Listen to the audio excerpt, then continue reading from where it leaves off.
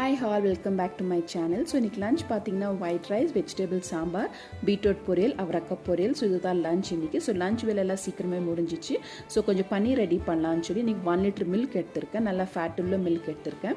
அதை நம்ம நல்லாவே பாயில் பண்ணனும். பாயில் பண்ணும்போது வந்து நல்லா மிக்ஸ் பண்ணிட்டே இருக்கணும்.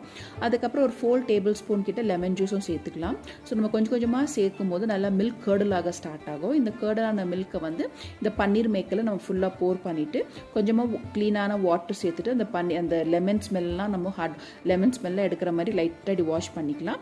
அதுக்கப்புறம் இந்த பன்னீர் மேக்கர் மேலே நல்லா ஹெவியான வெயிட் வச்சிங்கன்னா ஒரு 2 hours கிட்ட அதுக்கப்புறம் பார்த்தீங்கன்னா சாஃப்டான பன்னீர் உங்களுக்கு ரெடி ஆகிடும்.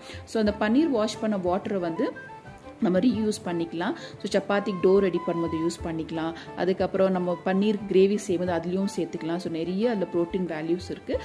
ஸோ கண்டிப்பாக இது நீங்கள் ட்ரை பண்ணி பாருங்கள். தேங்க்ஸ் ஃபார் வாட்சிங்.